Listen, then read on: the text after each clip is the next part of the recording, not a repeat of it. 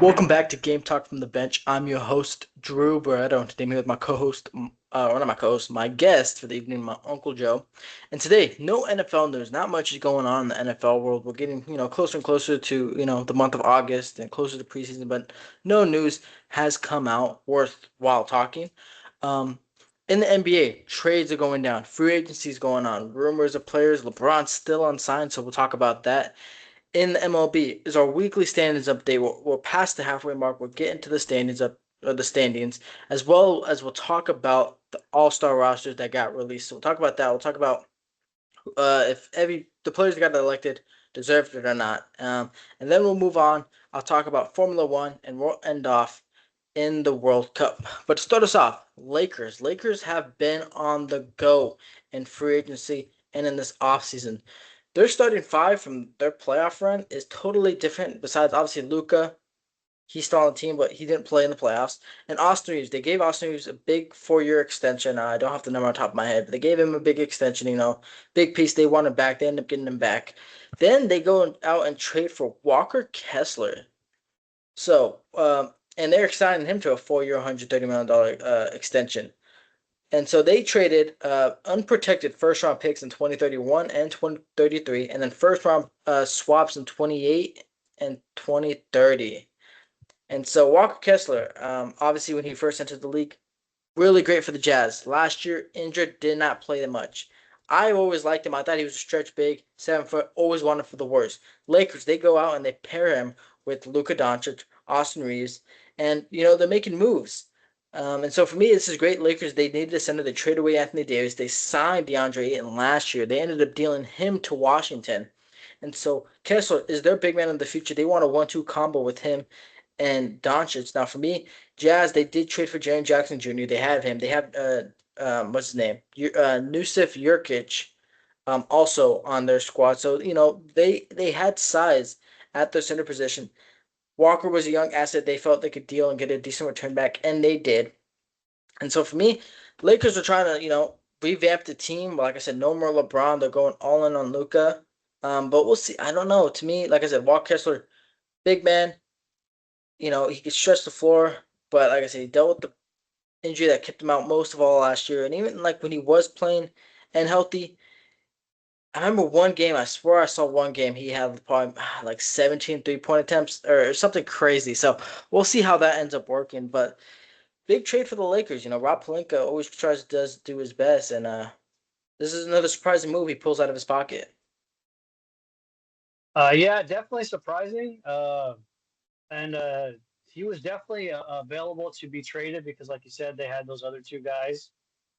They definitely got a lot of value for him. And don't forget, they got 2 second round picks from the Lakers as well. So that's why the Lakers traded Ayton. I believe they got those 2 second round picks back for Ayton. I'm correct. I'm pretty sure they got 2 second round picks for Ayton, which is crazy. I don't know how they got that, but it was a great move for the Lakers. Like you said, he didn't play last year, but he's definitely a really good center. He's young. I think he got like 130 plus million or 140 plus million. So, he got paid. It's well deserved because he's definitely a great talent. Like you said, a 7 footer. He's agile. He's good, and he's young. And he's already proven in the NBA. So he was definitely worth the picks. Um, and then, like I said, Luca wanted him, I heard. So, it's not LeBron's team anymore. And, as we can tell, obviously LeBron is not there no more.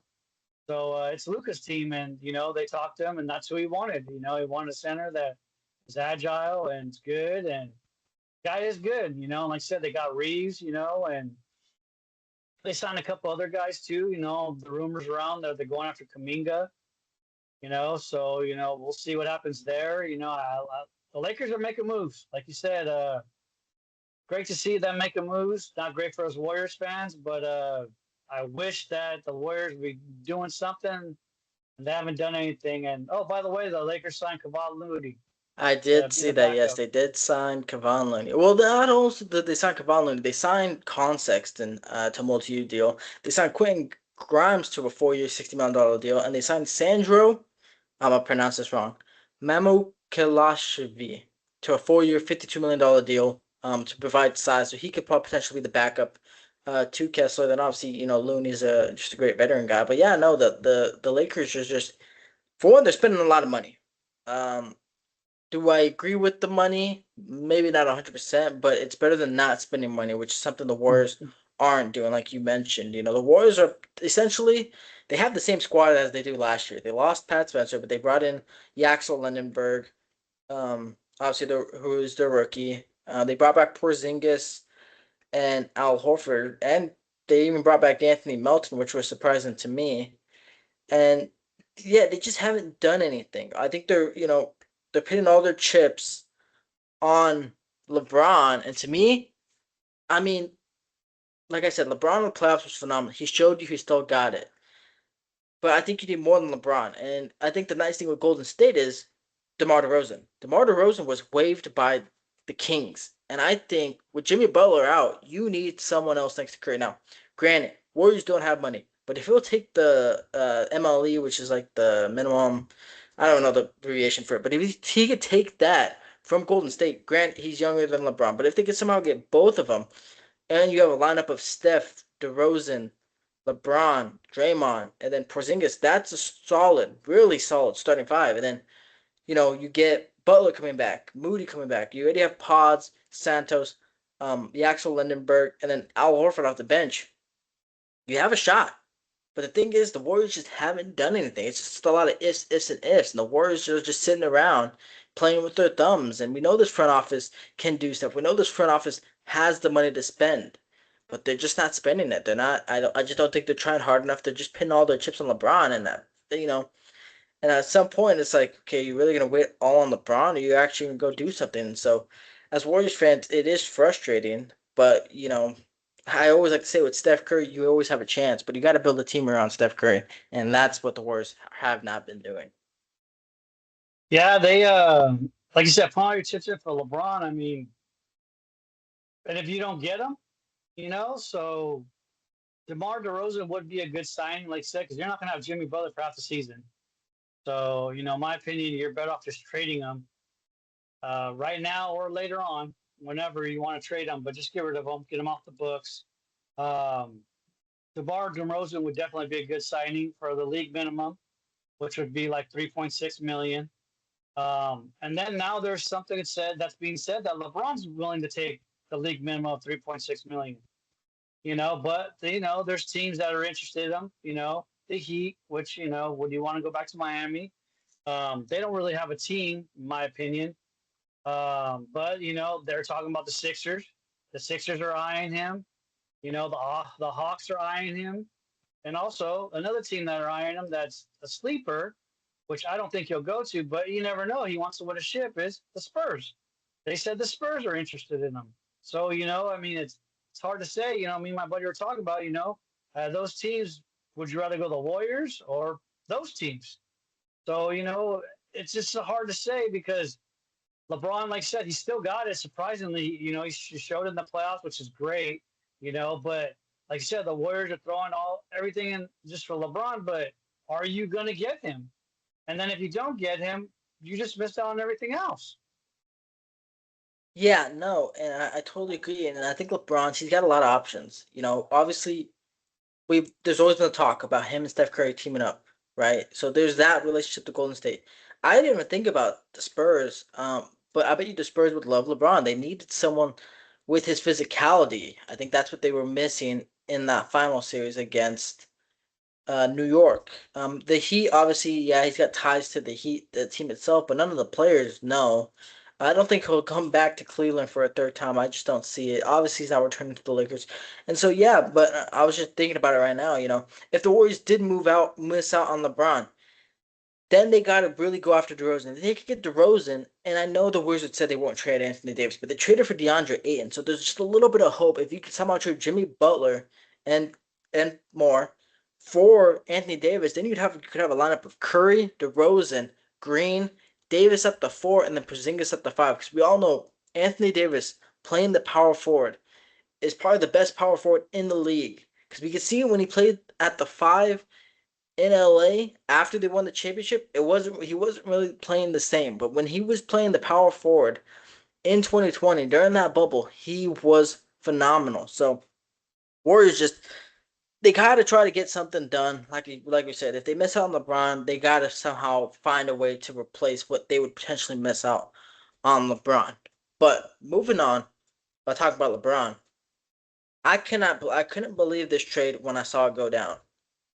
The Celtics were trading Jaylen Brown to the 76ers in exchange for Paul George, two first round picks, and two second round picks. Um, and I was just wow, because Jaylen Brown going to the Sixers makes them title favorites. I think you have Tyrese Maxey, phenomenal point guard.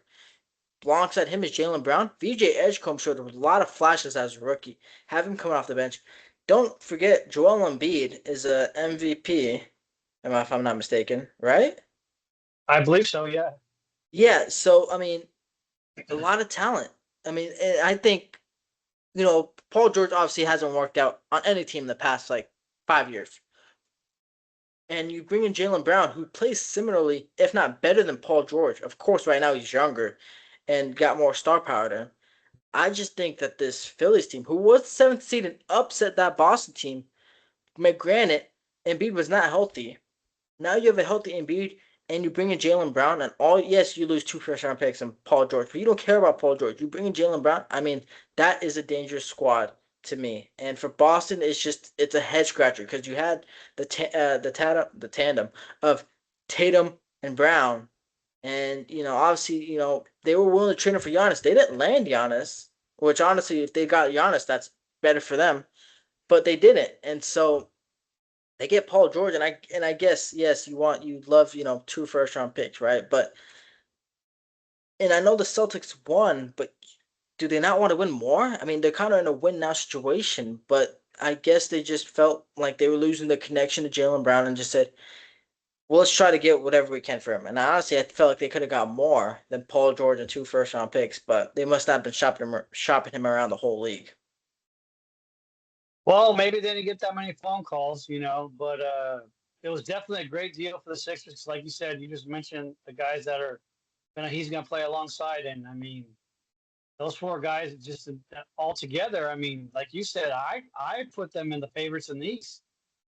I still don't make them the favorites over the Spurs or OKC, but definitely the favorites over the East. So I mean, in my opinion, Boston lost on that deal. Like you said, they got a older Paul George, and Philadelphia. Don't forget, they just gained a Finals MVP. Jaylen Brown won the Finals. He got the Finals MVP. So everyone keeps forgetting about that. And my thing is, as you wanted to get LeBron, all this for the Warriors. Why didn't we call the Celtics and get Brown? He's from the Bay. We could have gave up two first round picks, gave up Jimmy, and hey, you want Pods or you want I can't think of DeSantos, no the shooting guard Moody. Moody. You want one? Which one do you want? Pick one, or you can take both. You know, I just don't understand why we didn't make that move. Why didn't we make that phone call? Pair him up with Steph. And like you just said, you tell me LeBron wouldn't want to come to that to be the 1, 2, 3 right there with Draymond still and Porzingis. Oh my goodness! But anyways, that didn't happen, and he's in the Sixers. And great move by the Sixers, by the way. It's just an amazing move. Like you said, Boston got two first round picks, but you don't know if those first round picks are going to pan out. First of all, so and you don't know I where the mean, Sixers are going to be in that first round either.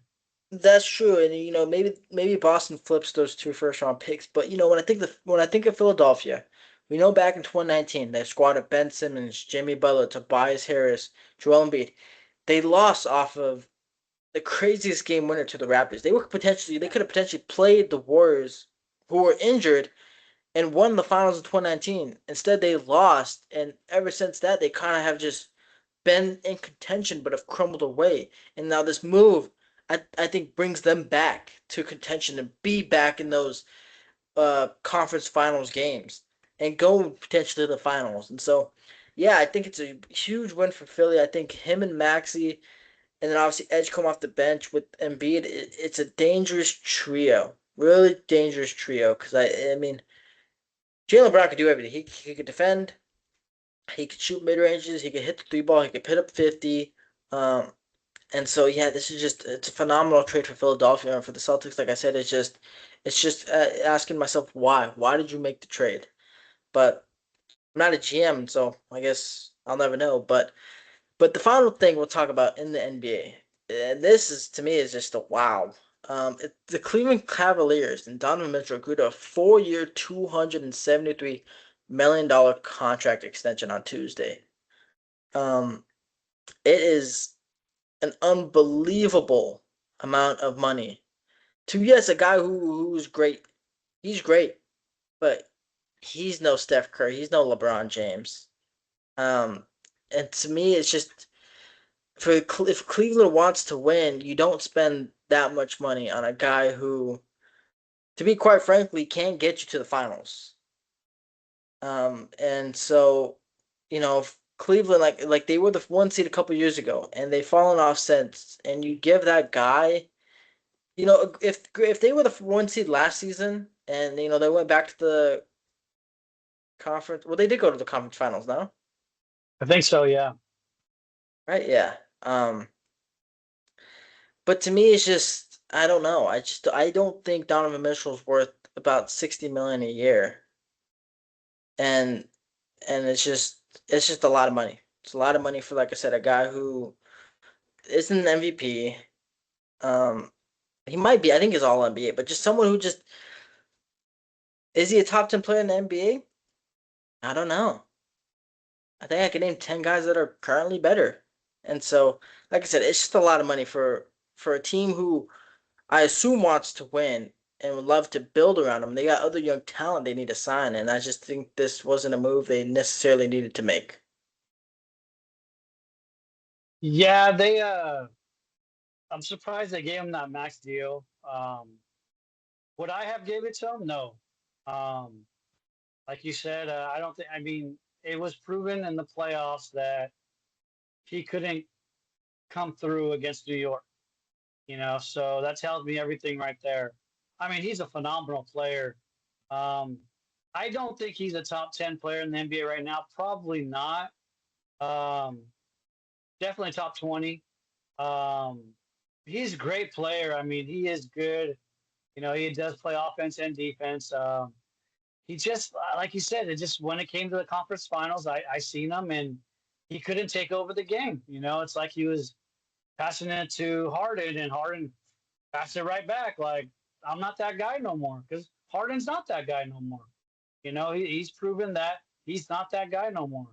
So it was definitely Mitchell's game to rise and shine and take over, and he couldn't do it. And I'm not saying that the Knicks weren't all over him because they were, but you know what? Cleveland has a solid team.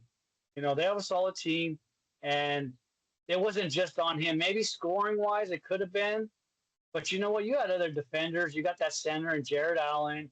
You got is it Evan Mobley? Mobley, yeah. Yeah, you got Mobley. So you got talent there. If you were gonna pass it to anybody, you should have gave it to them Mobley because Mobley can score. Mobley is a great player. He's another great player, and so it's just like, I wouldn't have gave him that. I probably would have gave him probably a 4 year, 120 million. I'm not saying I wouldn't have paid him because I think you should pay the guy. Um, but like you said, 60 million a year, that's a lot of money I mean, for. it's closer to 70 million a year. I did the math. It's about 68 million a year. And it's just I think the only guys who deserve 60 million a year are Steph Curry, LeBron Well, James. he's isn't he getting that pretty Well, close? yeah, Steph Curry is getting 60 million. LeBron Yeah. obviously is going to his minimum, but that's because he's already made his money. But like guys like that, guys that have the multiple MVPs, that are NBA champions, Finals MVPs, guys that are deserving of the money because they change a franchise.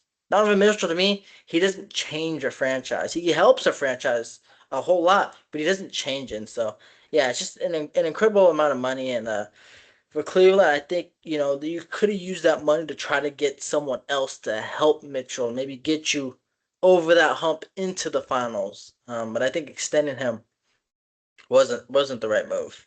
And it's just, I mean, great for him, right? Obviously he plays hard. every game. Like I said, he's not a bad player. He's a really good player. He's pretty consistent.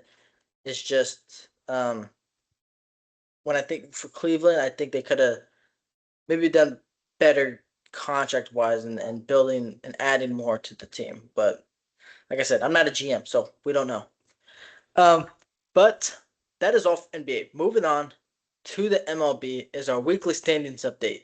In the AL East, the Rays have taken and control, not taken control. They are taken back, like I said, the AL East. They're up 3 games on the Yankees. I mean, Tampa Bay Rays, Junior Caminero, phenomenal third baseman for them. He has just been incredible. Yankees, they're 2-8 in the last 10. They have struggled. Rays are 7-3 in their last 10. They have been great. Rays, they'll be a playoff team. I think, they're already past halfway through the season.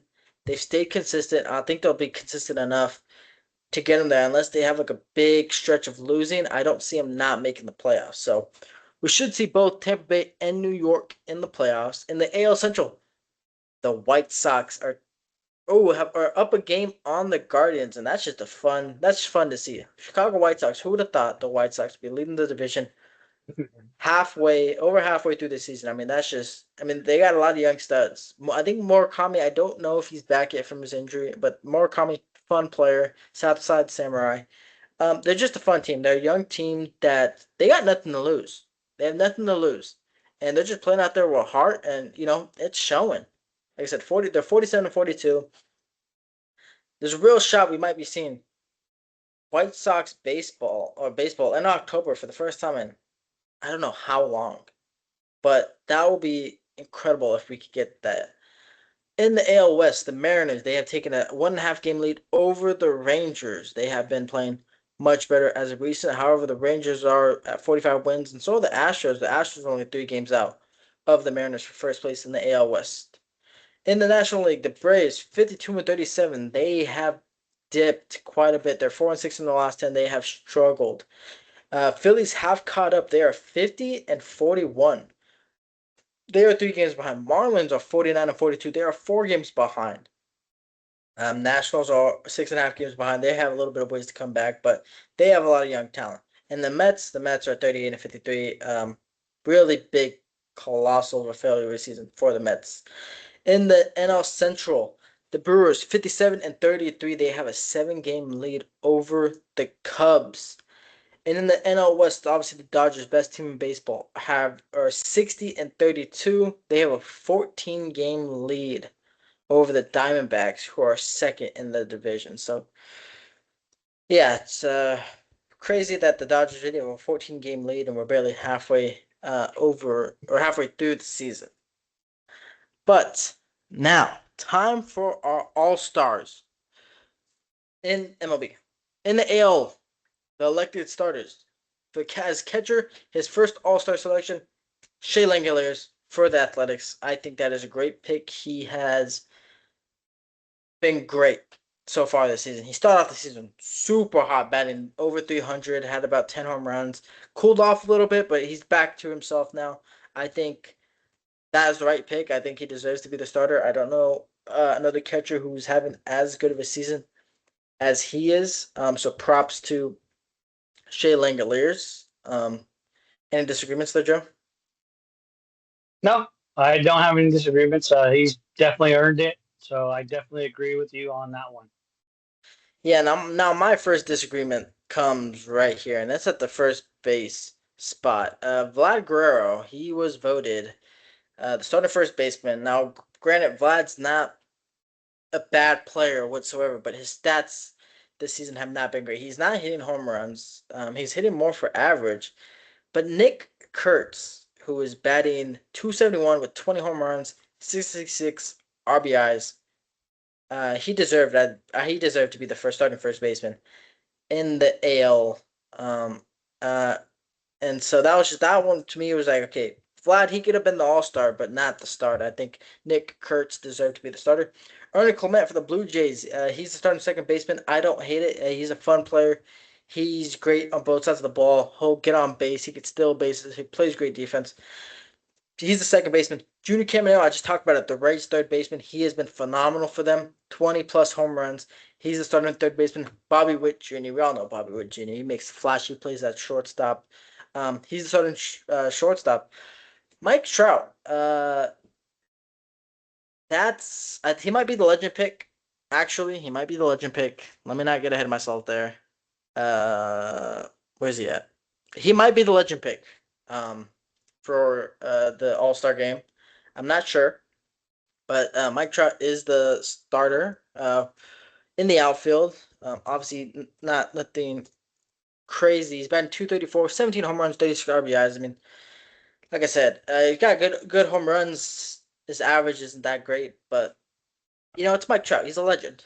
Um, Byron Buxton, he is the starter. However, he is injured. He's on the IL. Obviously, he deserved to be the starter. He's been playing great for the Twins. However, he won't be playing in the All-Star game. He was already replaced. Who was he replaced by? He's gonna be replaced. I don't know if he's been replaced yet, but he will be replaced. And then of course Aaron Judge, who is also injured. This was a questionable pick. We all know Aaron Judge, phenomenal player, but he's been out with the rib injury for quite some time. So fans were a little were a little picky on that one. And then at DH is Jordan Alvarez, and yeah, he deserves that. He's got about 30 bombs himself. And so to me, I have no problem with the starters, or like a few problems, but nothing that's Mike Trout is a little bit questionable for me. But like I said, he might be the legend pick for them. What about you, Joe? Anyone that stands out to you? Um, you know what? Not really standing out, but the only one that really does stand out is the ace catcher. I do agree with you. He's the one that stands out the most because I think out of all the All Stars, he has performed on the AL side, has performed well. He's doing great out there in Sacramento, so I think he's doing good. He's well deserved. Out of all the players that you just named, I believe he is the one that deserves it. I'm not an A's fan. I don't follow the A's, but you got to follow talent. And he's definitely talented, and hopefully the A's can keep him when they go to Vegas, because he is definitely it's hard to find those talented catchers. We had one in Buster Posey, and they're not easy. They're not easy to find. We've been going through catcher after catcher after catchers at the Giants, so it's great that the A's found one, and I think he's the well deserving. There's some names that just like you said, Vlad. He's it's his name. Aaron Judge. It's his name. Mike Trout. It's their names that got them into the game. So I don't agree with those ones, but you know what? The fans voted it, and it is what it is. Yes. So I lied a little bit. Mike Trout was not the legend pick for the All Star game this year. Bryce Harper is the legend pick, which is a special selection made by the MLB commissioner at iconic, historically significant veterans to the All Star game. Last year it was Clayton Kershaw.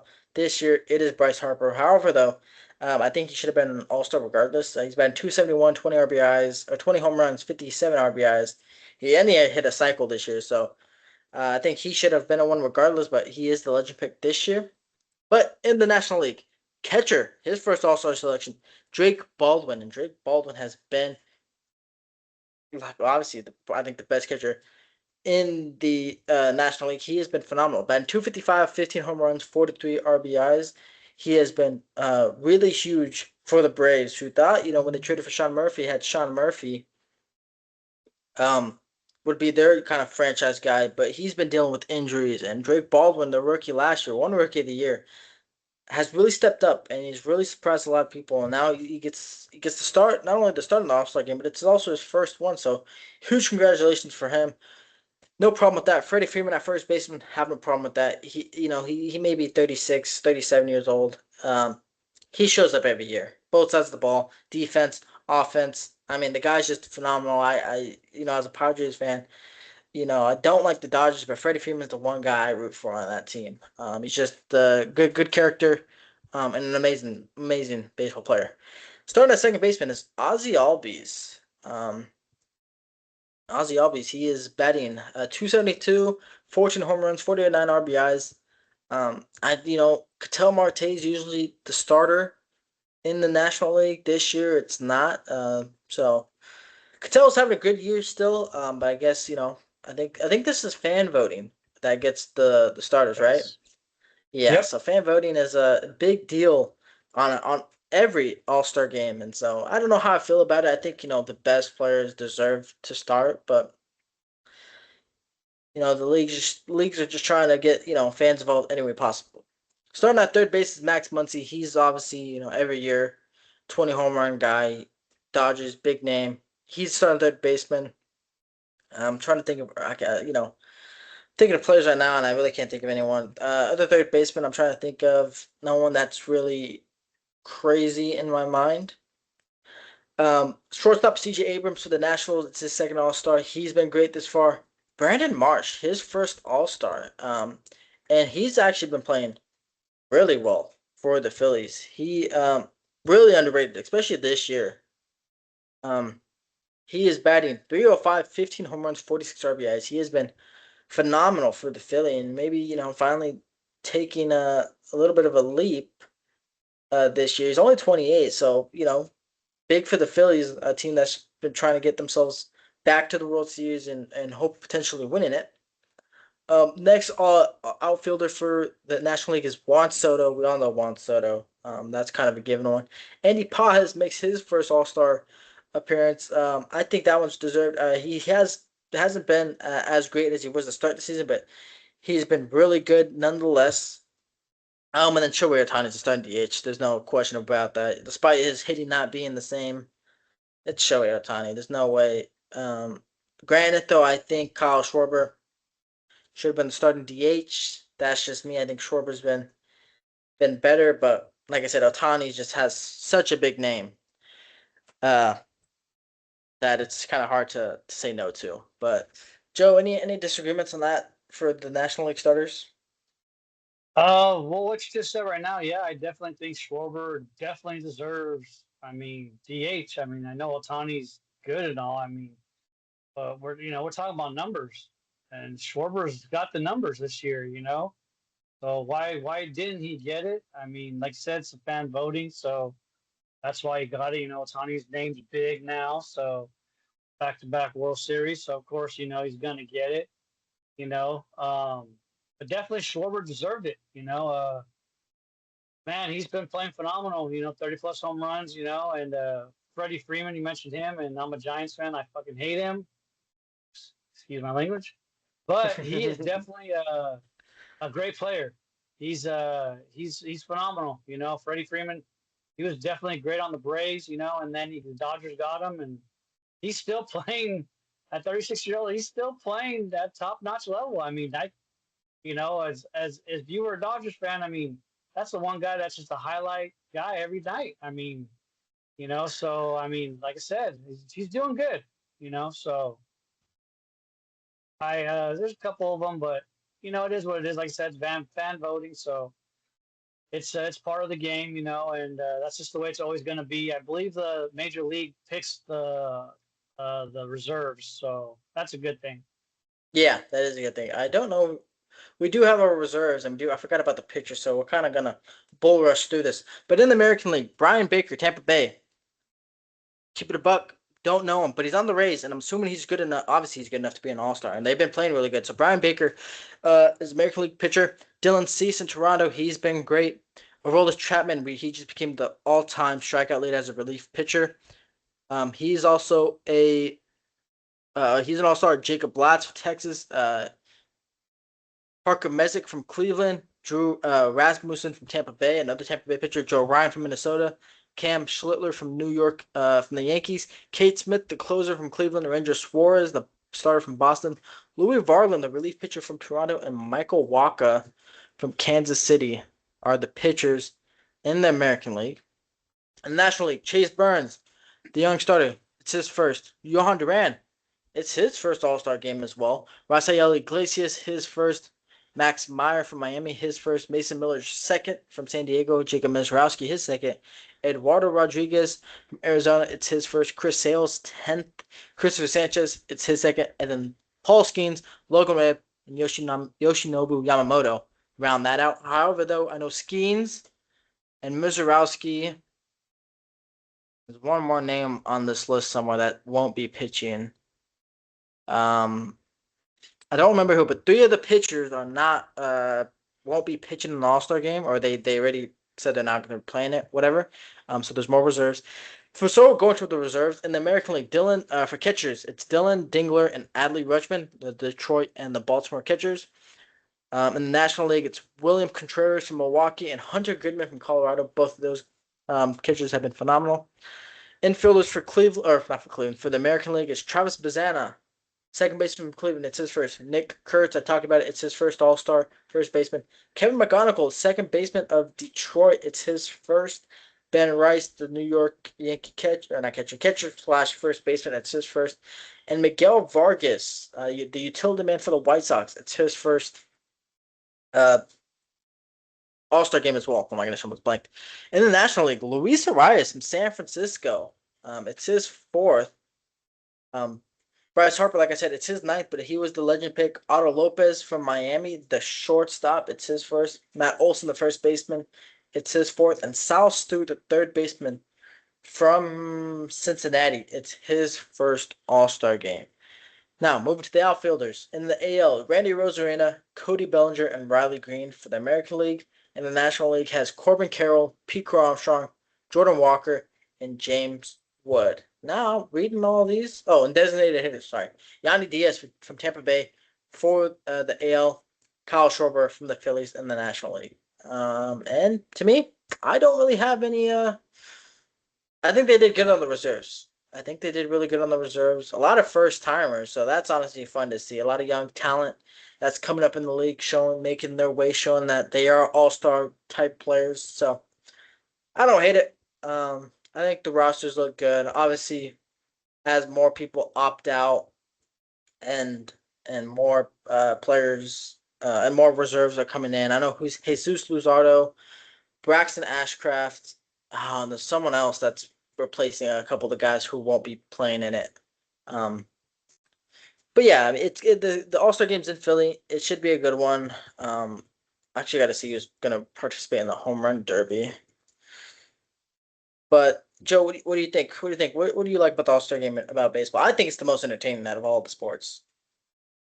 Um, yeah, I mean, it used to be the Pro Bowl uh, back in the early 2000s when they actually let them play.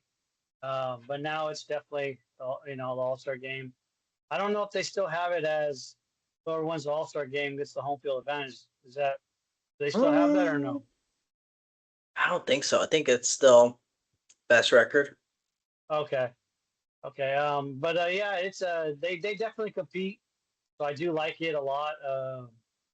They compete all 9 innings, which is great. That's what I love to see. So I don't have anything wrong with the reserves.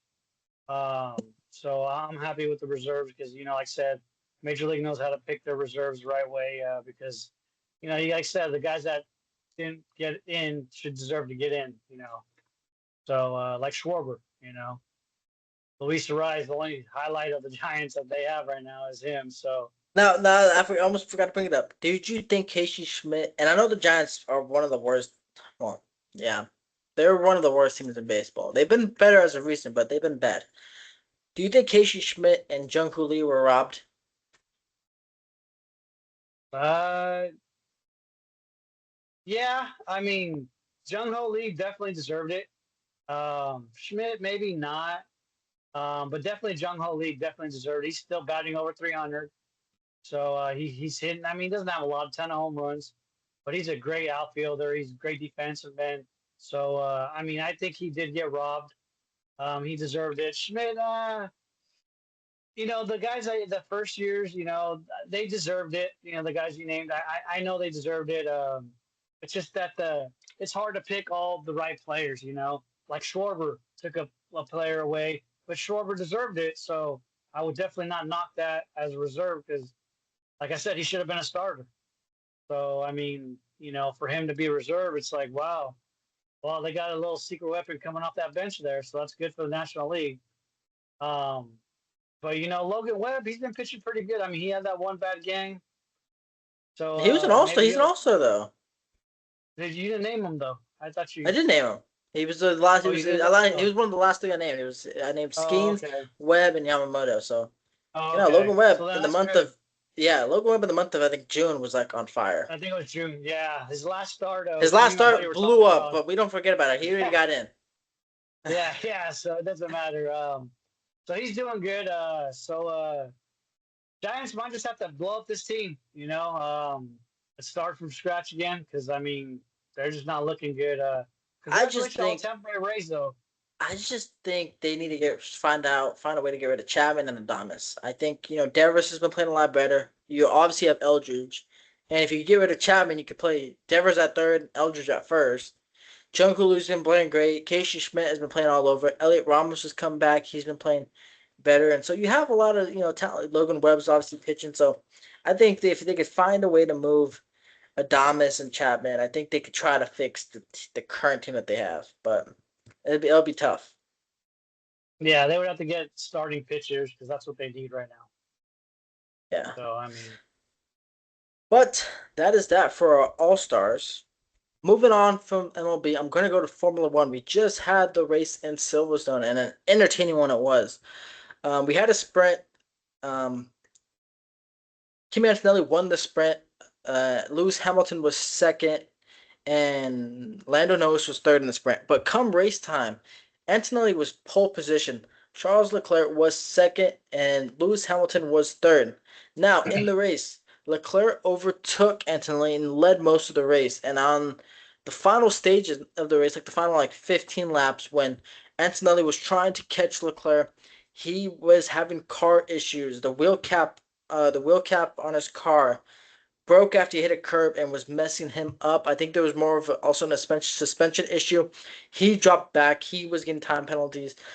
Ferrari at one point had a 1-2, had Leclerc at P1 and Hamilton at P2, but then Max Verstappen ended up in the gravel, not in the wall. He didn't get, but he ended up quote unquote crashing, causing a safety car. Hamilton had his 5 second penalty didn't affect him, but Hamilton took a pit stop, and George Russell got out in front of him, and the race ended underneath the safety car, caused a lot of controversy. Hamilton lost out in P2, however, he still ended up on the podium, and the standings have gotten much closer. George Russell is only 20 25 points away from Kimi Antonelli, who at one point won 5 straight races. Hamilton, he is only 32 points away. And then Leclerc, who is P4, who won his first race in 2 years, or in a little under 2 years, is fourth place, but he is still 71 points out. So it was an exciting race, nonetheless. And this week, no, when's our next race? Next week, we have a race in Belgium. That'll be fun. That's one of my favorite tracks, so that will be exciting. But to end us off, World Cup.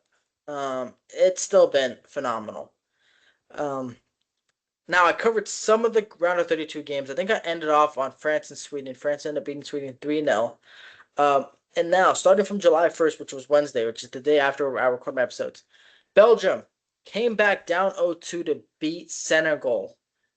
Crazy game. Senegal, I thought we were going to upset Belgium, and Belgium just came fighting back, ended up winning in extra time.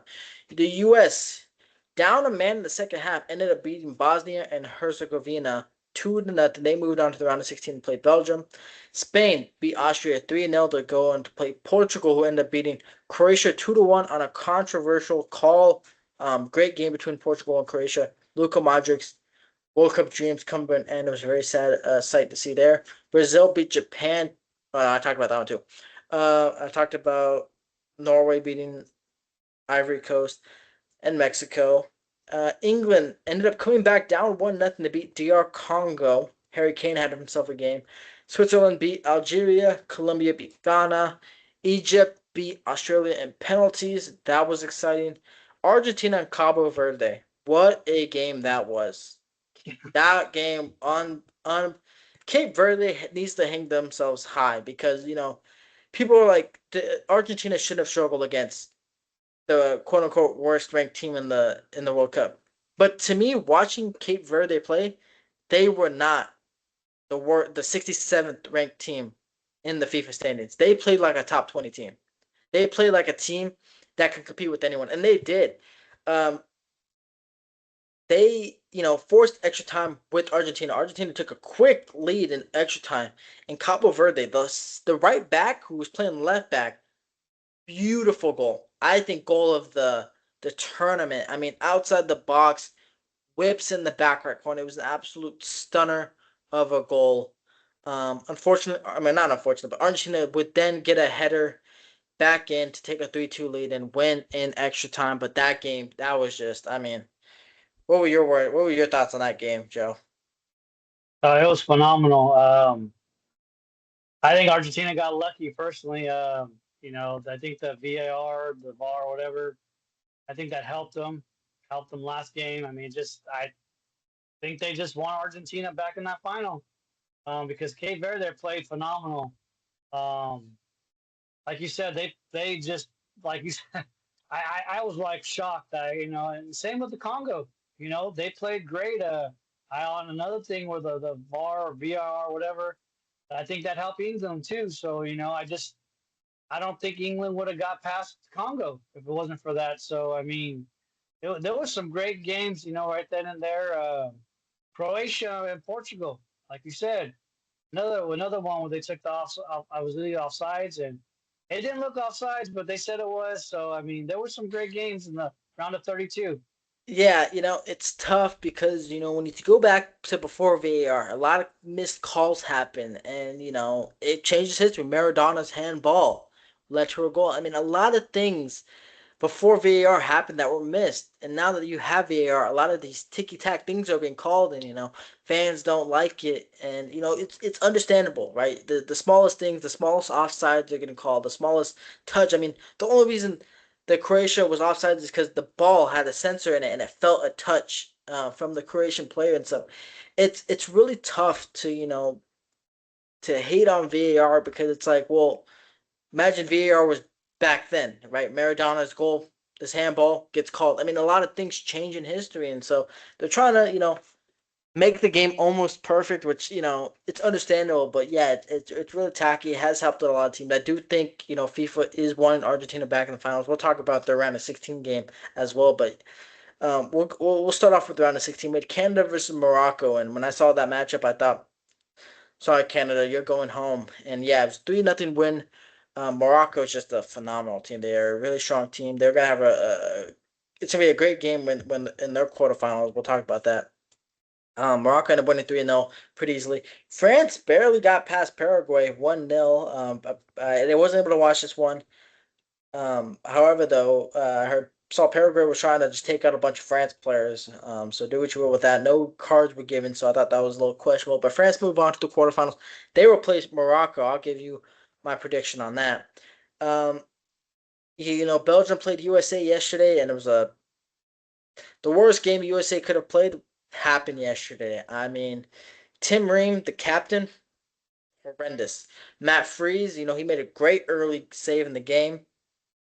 Blunder of a third goal. Malik Tillman, phenomenal penalty. Flo Balogun, who had a red card, wasn't supposed to play. He got his red card suspended, ended up playing, didn't really do much. USA, to me, played scared. They played nervous.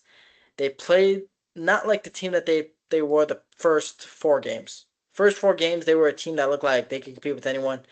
Watching them play against Belgium, they looked afraid. They looked nervous. They did not look like the United States team that we had saw the first four games. Mauricio Pochettino said that himself. Disappointing exit for the U.S. Lost 4-1. It was kind of embarrassing, but it's. I mean, so, we know soccer, football, it's not our sport. But them getting to the round of 16, they made it their last time, and you were hoping a little bit, hoping they could make it to the quarterfinals, and at one point, they had the game tied, but just bad defensive plays. Tim Ream got beat over the top on a header. It was bad for the U.S. Like I said, their worst game happened at the worst time. But that's soccer for you. However, so Belgium moves on, and they would go on to play the winner of Portugal versus Spain. Ronaldo ends up playing his final World Cup game. Spain, in added time, the first or second minute added time, get a through ball in, and the goalkeeper Diego Costa almost made the save. Unfortunately, Spain score a late goal, and eliminate Portugal. Sad sight to see Ronaldo exit and his World Cup dreams are over. So Spain versus Belgium should be a great one, and we'll give our predictions on that. Brazil versus Norway. Early penalty for Brazil, and the Norway keeper he saves it. Erling Haaland, phenomenal, great header, great out of the box shot. Um, they beat they beat Brazil mentally and physically. Brazil was out of that game, and you saw it at the end. You know, Neymar was in the game. He was talking a lot of smack. Ended up taking a penalty. Ended up scoring. His World Cup dreams are also over as Norway won 2-1. However, he did get to score a goal at the end, so that was kind of cool. But Norway moves on to play, and to be honest, I thought Argentina versus Cape Verde was game of the tournament. This game could also be game of the tournament. Mexico versus Argentina. What a game that was. Did you watch this game? You mean not Mexico versus Argentina, I mean, Mexico versus Mexico versus England. England. My bad. My bad. Yeah. Yes, yes, I did Mexico watch the versus game. England was an absolute thriller of a game. For the first 30 minutes, it was just back and forth. Jude Bellingham, in the span of 2 minutes, back-to-back goals, hits England up 2-0. And then Julian Quiones, right before the half, I believe in the 42nd minute, puts up an absolute strike off of a set play. It was 2-1 England heading into the half. Then, about, let's see, about 20 minutes into the second half, red card for England. I thought it was a questionable red card. He did have his studs up and he got the play on the leg. However, I think he got ball for it first and the ball bounced his leg up. Anyways, red card for England. They were down to 10 men. However, England got themselves a penalty, and Harry Kane put an absolute strike past the keeper to bring him up 3-1. And then later on in the game, Mexico were awarded a penalty, which I think was a soft call. Harry Kane was going for the ball, got underneath the Mexico player in the box. They called a penalty. Um, what's his name? Raul Jimenez pissed it in, but England held off. They held off with 10 men. They were defending the whole probably final 20, 11 plus minutes. I mean, it was just incredible defense from New England. Jude Bellingham was perfect that game. He had a defensive save. Like I said, 2 goals. He was perfect for England. It was a phenomenal game. Absolute phenomenal game. Um, and then today we had Switzerland versus. Oh, first we had Argentina versus Egypt. Now I'm gonna be honest, I was asleep to this game. Egypt or Messi missed the penalty. Egypt was up 1-0 at half. They ended up scoring a second goal. They were up 2-0 with I believe about like 20 minutes left, and Argentina picks up, ends up tying it. Messi ends up tying it, and then Argentina would go on to win in added time. And Egypt's incredible run at the World Cup ends to the hands of Argentina. A lot of controversy in this game. A lot of people thinking FIFA wanted them, like you said, in the finals, and they did get a lot of help from the refs. And so we'll see if it continues as in their quarterfinals match. But Messi and his second World Cup dream stay alive.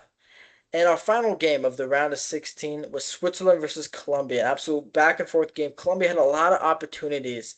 This game ended up going to penalties, and James Rodriguez, which was likely his final World Cup, is heading home as Switzerland beat Colombia 4-3 in penalties. I mean, it was not the greatest penalties I've seen out of Colombia. I mean, they got one lucky one that went in, and then a couple that just they just weren't great penalties. In Switzerland, who with a team that tied to Qatar in the round of or in the group stages, and now in the quarterfinals was just it was shocking to me. But they move on. I thought Colombia was the better team, but they couldn't get the job done today. And so James Rodriguez and Colombia are heading home. Their World Cup dreams are over. But now our predictions. Quarterfinals. France versus Morocco. I mean, Morocco is an underrated. To me, they're like a bulldog of a team. They will beat you physically. However, that attack on France is just it's too hard to try to say no to them. For me, I got France moving on to the semifinals. Well, I think they'll play Spain, but I think France would move on to the finals. Um, and I would love Norway to win. I think Erling Haaland has been great, but watching that England play against Mexico, I think England's got it. I think Jude Bellingham, Harry Kane, they could lead the way. I got England going to the semifinals where they'll play Argentina, and I think England beats Argentina to play France in the finals. And my ultimate winner is I have England. I have England winning it all. What about you, Joe? Um, it's hard to say. Um, I I do know that the last World Cup, France did beat Morocco to get to the finals or semifinals, the finals to the finals. So I think Morocco is going to come back this time. I love France, and they have the best player in the world, Mbappe. I just the way Uruguay played against them. You know, they played their South American ball against them, and I know France was saying there's a lot of dirty plays. First, that's just how the South Americans play. You know, the Latin American countries, that's how they play. And I think if Morocco has watched that game and studies it, I have a feeling they're going to beat them. I think it's going to be 2-1 Morocco. Um, Spain should beat Belgium, but Belgium played good. So Belgium hasn't. I don't know. I Spain think hasn't Belgium's going to. conceded a goal. Just want to throw it out there. Yeah. So I think Belgium might beat them. They've been playing good. They have not lost a game in a while. So I think Belgium's going to beat them. Argentina is going to beat who are they Switzerland. playing? So yeah, they're going to easily beat Switzerland. Switzerland, I don't even think should have been there. But they're there, so they're going to beat them very easily. And the game that I want to see, I hope I can watch it, is England versus Norway. Um, I want to agree with you, and I think you're right about England beating them. I'm not rooting for them though. I am definitely Yeah, rooting for those Vikings. yeah. So Lynn, I'm there, man. The Norway team just has they got everyone rooting for them. They got Erling Haaland, phenomenal player. They have their signature row. But and I want to root, and I'm probably gonna root for them too. But I just think England's the better team, and they'll probably come out on top. But I'll be rooting for Norway. I think Norway's going to beat them 2-1. I have Norway beating Argentina to go to the finals with Morocco in the finals and Morocco winning it all. Um, that's just I have those underdogs going to it. I like the underdogs. They're both performing phenomenal right now. Both teams are lights out right now, and I just think that's what's going to happen. Just the Europeans are playing great right now, and that's all that's pretty much left but Argentina. So the Europeans football is just showing that they are on top right now, and North America and South America are not there. And but I have an African team winning it all in Morocco. All right, so there are predictions. That is all that we have for you today. Thank you all for tuning in. You probably noticed it's been a long one. There was light in my room. Now it's dark. Um, Thank you. And I think, like I said, thank you all for tuning in. We get episodes every Wednesday on YouTube and Spotify. Post out on Instagram and TikTok, although I have been lacking on those. I'm going to get myself new editing software, so hopefully better quality videos. Um, Thank you. I'd like to thank my guest, my Uncle Joe, for joining me today. And until next time, stay ready.